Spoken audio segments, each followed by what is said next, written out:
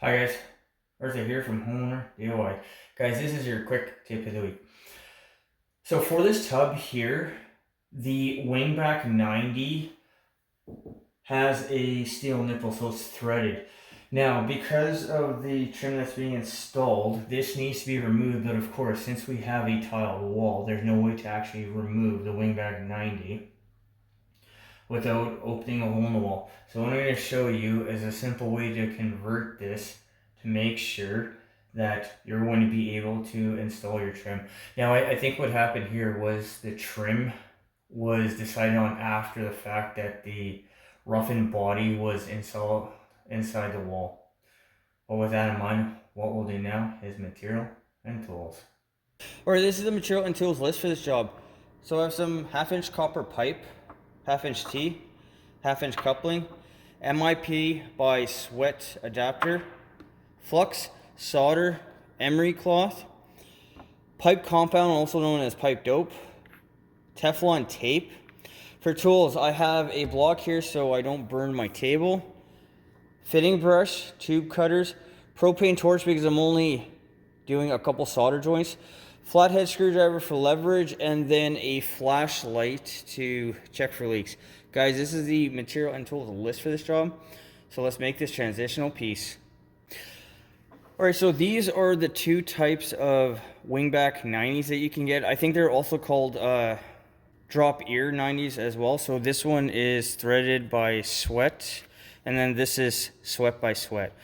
So the holes on the left and right is to screw to your backing. So this can be a tub spout or a shower head. It'll be the same thing.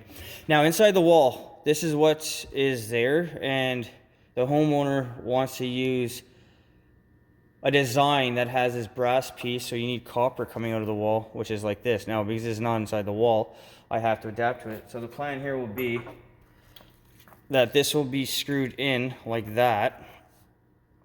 Inside the wall, copper will come out, and then that will be the transition to reuse this threaded by Sweat wingback opposed to a Sweat by Sweat. Alright, so I have my piece of copper. I'll take my Emery cloth and just clean the end.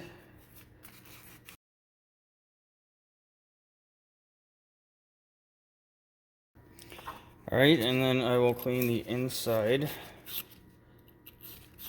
of the MIPxswt adapter.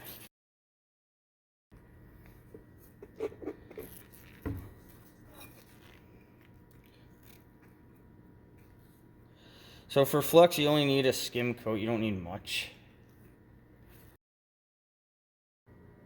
Alright, so I will now spark up the torch and solder the two together. Now, because it's a propane torch, it's not loud.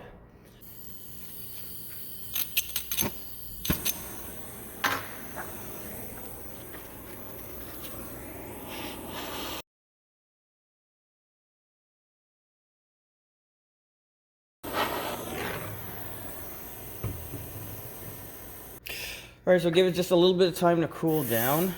And then with a wet rag or piece of paper towel, just wipe down the flux, otherwise it'll turn green, look ugly, and it'll be a catalyst for corrosion. Okay. So with this done here, I'm going to cut my T about there.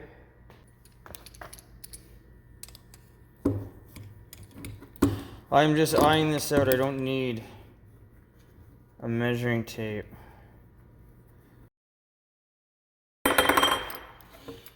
And then be sure to always remove the end.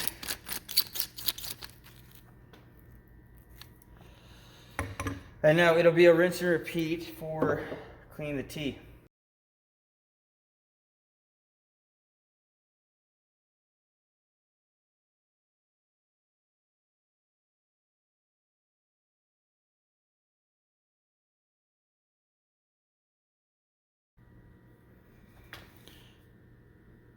Alright, so this is now ready to go. This is all nice and cool now. So always make sure, just take a quick look around. This one doesn't really matter, but make sure that you have solder all the way around, which this does. So what I'm going to do is I'm now going to put my Teflon tape. So guys, this is white tape, so minimal 6 wraps. I prefer 8. 1, 2, 3, 4,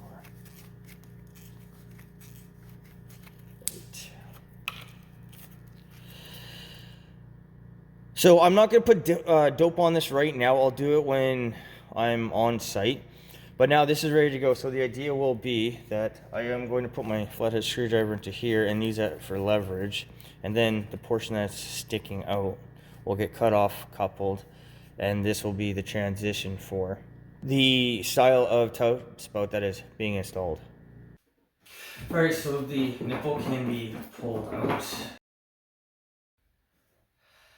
Now put a little bit of pipe compound just to hopefully make this a little bit easier. I'm also hoping that the hole is not so tight that I'm going to have a problem, because you're supposed to put a crescent wrench on this part here.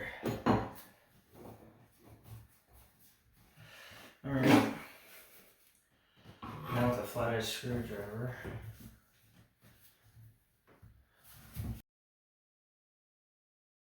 Alright, with that all on, ready to go, what I'm going to do is I need to turn water on. I'm going to have water coming through my T here. What's this? A little more. I have water coming through the T. It's going to go down, and I'm going to try to look inside the hole here to make sure nothing is leaking. Alright, so now it's time to test. So turn the water on. With the water running, take a flashlight and then look inside the hole. It's too small for me to show you, but inside everything looks fine. So what I'm going to do now is I need to cut this off, solder a coupling on for the brass adapter. Alright, so the threaded portion is 2 inches inside the spout. So this is 2 inches, so this is the absolute max that you can go.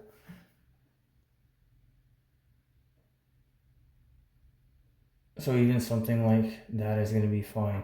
What I'm going to have to do is I'm going to have to cut this down a little bit because I need the coupling to be farther out so I can solder the back end.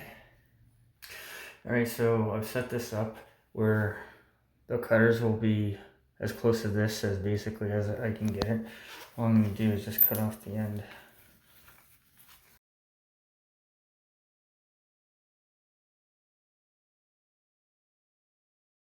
Alright, so I have drawn a line on the center of the coupling.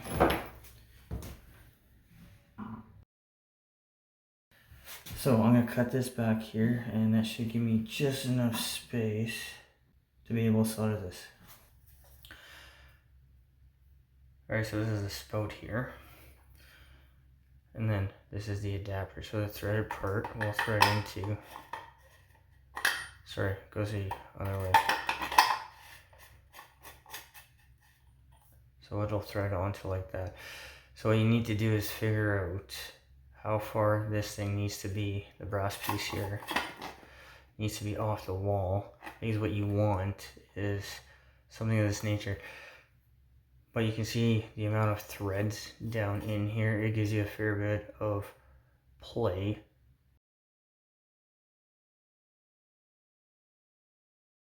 Alright, so there is an O-ring here, but I think this is so big that everything here will heat up long before that O-ring melter becomes an issue.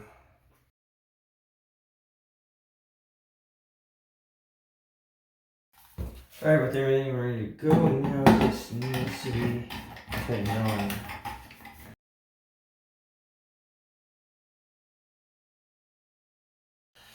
And now one last test.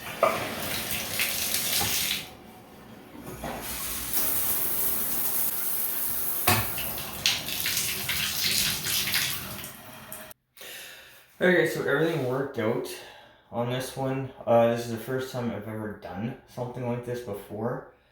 My theory worked, woohoo, hooray.